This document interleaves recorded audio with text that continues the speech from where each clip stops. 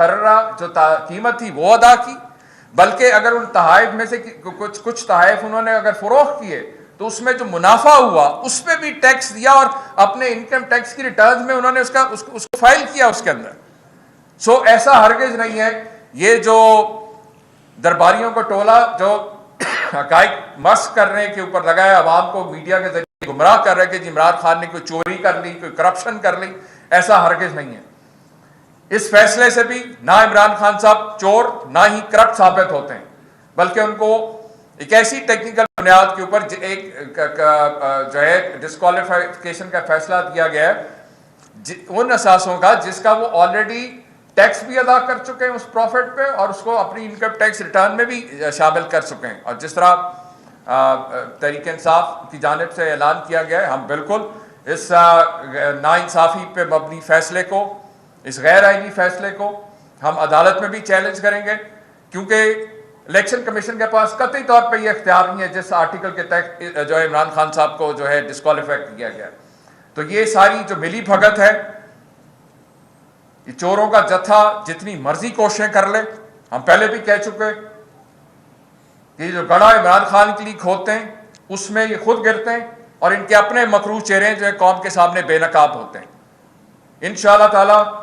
हम इन माफियाज का पहले भी मुकाबला करते रहे और अब भी जो है भरपूर मुकाबला करेंगे और हमें पूरी उम्मीद है कि इमरान खान साहब इंशाल्लाह कानून की अदालत में जो है सुरखरू होंगे इंशाल्लाह।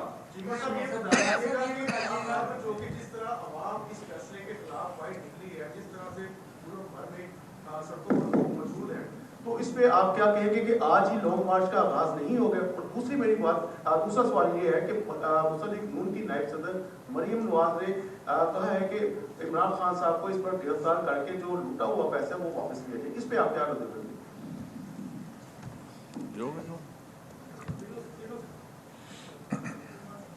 देखिए, ऐसे जो बयान दिए जा रहे हैं और जो जिस तरह से हकाइक को मस्क करने की कोशिश की जा रही उन लोगों की जानिब से कि वो जो चोरों का टोला जिसने इकट्ठे होकर मुकमुका करके एक साजिश के तहत इक़्तिदार पे काबिज हुए और NRO 2 जिन्होंने लिया हुआ है उनको ऐसी बातें ज़ेबरी दे दी। इमरान खान साहब को पहले भी पाकिस्तान की आला अदलिया ने सादिक और अमीन करार दिया और अभी भी मैंने आपसे जिस तरह अर्ज़ किया है कि अगर इमरान खान साहब ने वो तहाइफ लिए इन लोगों की तरह नहीं, जरदारी और नवाज शरीफ और गिलानी की तरह नहीं कि 5% 10% दे के, कानून के मुताबिक इमरान खान साहब ने जो कैबिनेट डिवीजन ने कीमत तय की थी उसका 50% उन्होंने अदा किया। तो जो लोग 5% 10% बल्कि मुफ्त में गैर कानूनी तौर पे गाड़ियां ले गए, वो लोग जो है पहले अपने गिरेबान में झांकें और अपने जो सवालात हैं उनका जवाब दें। आपके सामने इलेक्शन हाई कोर्ट ने फैसला दिया कि जिसका ममनुआ फंडिंग केस के, मैं आपको सिर्फ बता रहा हूँ कि इलेक्शन कमीशन की जानिबदारी के हवाले से, उनकी नाइंसाफ़ी के हवाले से, कि बजाय इसके कि अदालत के फैसले पे अमल करते हैं और उनसे PMLN पीपल्स पार्टी और JUI से जो है उनसे उनकी फंडिंग के हवाले से सवालात किए जाते हैं, तहरीक इंसाफ को जो है वो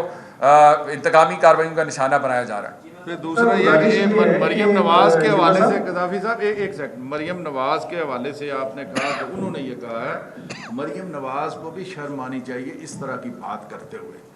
मरियम नवाज वो खातून है जो कन्विक्टेड थी। मरियम नवाज वो खातून है जिनके भाई बरमला इतराफ़ कर चुके हैं एवन फील्ड के अपार्टमेंट तो हमारे हैं,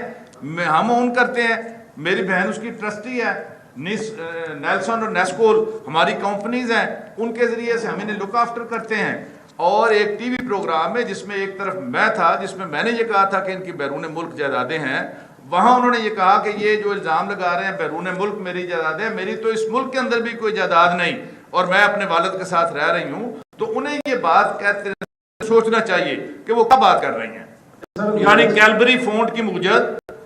और लुथड़ी हुई हैं, करप्शन के इन केसेस के अंदर कन्विक्टेड थी और जिन हालात के अंदर उन्हें यहाँ पर बेल आउट किया वो भी आपके सामने है। हम उनके इन इल्जामात की मजम्मत करते हैं कि इमरान खान को गिरफ्तार किया जाए। इमरान खान को गिरफ्तार करने का कोई जवाब नहीं है। ये बताइएगा कि आप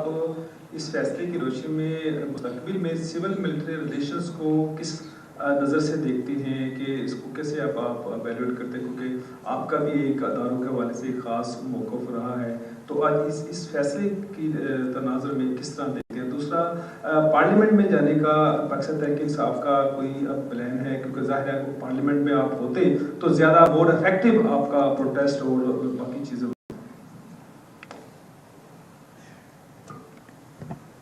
देखिए, पार्लियामेंट में कौमी असम्बली के हवाले से जो फैसला तो पहले ही जो जमात का है वो आपके सामने है कि हमें इस इलेजिटिमेट गवर्नमेंट को जो साजिश के तहत इक़्तिदार काबिज़ हुई उसको नहीं मानते। दूसरा ये बात रही आपकी जो सिविल मिलिट्री रिलेशनशिप के हवाले से, तो हम बड़ा वाज़ेह तौर पे पहले भी अपना मौक़िफ़ दे चुके हैं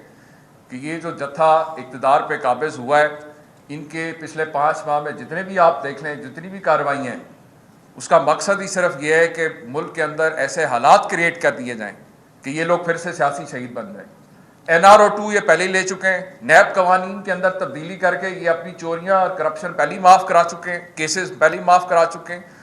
अवाम के अंदर जाने के लिए इनके पास कुछ है नहीं, अवाम को देने के लिए कुछ है नहीं, सवाए चोरों को रिलीफ देने के इन्होंने 5 महीने में किया कुछ नहीं है।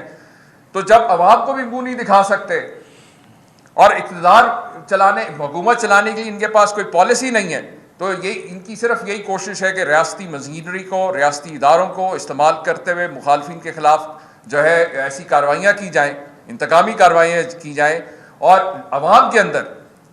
ये लोग हैं जो अवाम को अपने ऐसे इक़दाम से अवाम को भड़का रहे कौमी इदारों के ख़िलाफ़। लेकिन ये इमरान खान साहब भी थे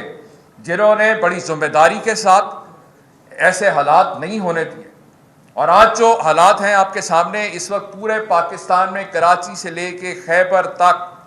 अवाम, हमने किसी को कोई रैली नहीं निकाली नवाज शरीफ की तरह के मुझे क्यों निकाला, अवाम खुद लोगों ने बाहर निकल के जो है अपने जज्बात का इजहार कर रहे हैं पुरअमन तरीके से। इस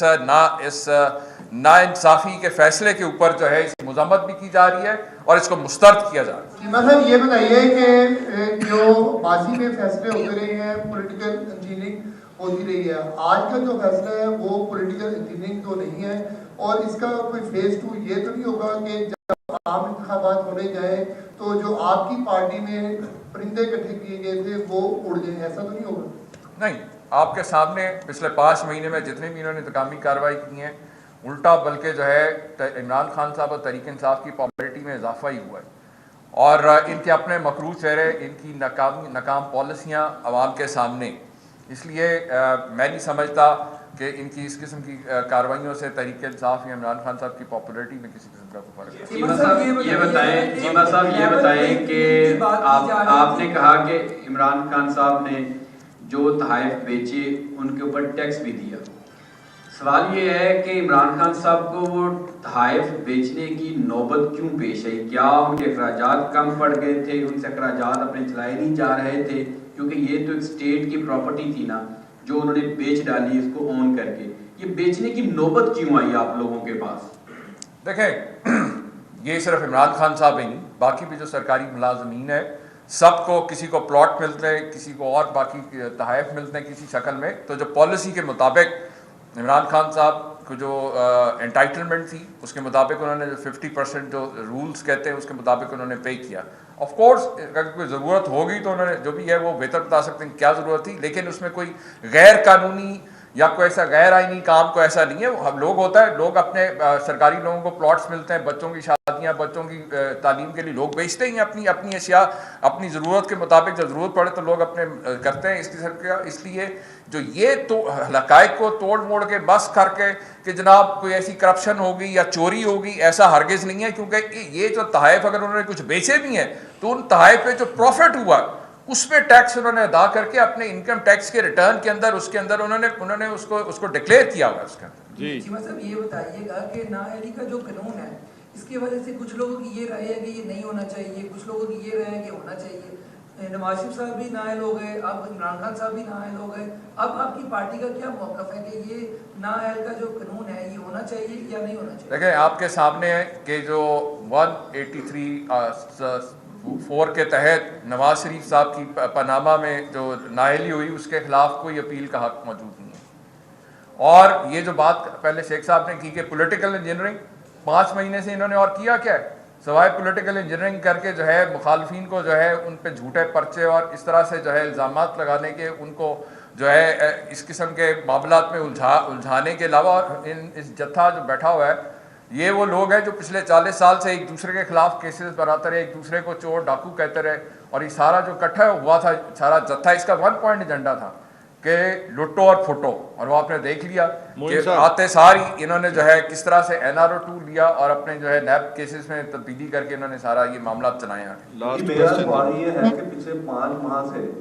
پی ٹی آئی کہتی رہی ہے کہ جی ہم چیف الیکشن کمیشن کے خلاف ریفرنس بھیجیں گے کیونکہ ان کی بظاہر جو ہے وہ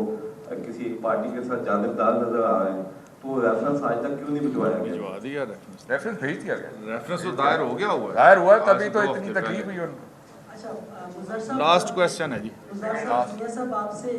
2 سوال ہیں۔ پہلا سوال تو یہ کہ جو فیصلہ ہوا ہے جس جتھے کی آپ بات کر رہے ہیں، کیا اس جتھے کو کسی کی سپورٹ حاصل ہے جو اس طرح کے فیصلے آ رہے ہیں؟ دوسرا میرا سوال یہ ہے کہ خان صاحب یہ کہہ چکے ہیں کہ جب تک اسلام آباد میں جس بندے کی پوسٹنگ ہوئی ہے اس کی وجہ سے اس قسم کے اقدامات ہو رہے ہیں، تو کیا یہ فیصلہ جو ہے اس پوسٹنگ والے کا نتیجہ ہے؟ دوسرا سوال آپ نے کہا میرے 2 سوال ہیں، ایک ہی کیا آپ نے،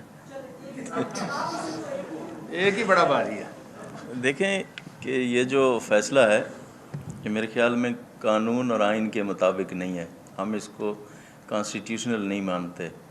تو اس کے اگینسٹ انشاءاللہ ہم کورٹس میں جائیں گے اور انشاءاللہ مجھے امید ہے کہ کورٹ سے ہمیں ریلیف مل جائے گا۔ دیکھیں جی جتھا جو ہے وہ جس جتھے کا آپ اشارہ کر رہے ہیں انہیں جو کچھ پڑھایا سمجھایا سکھایا گیا تھا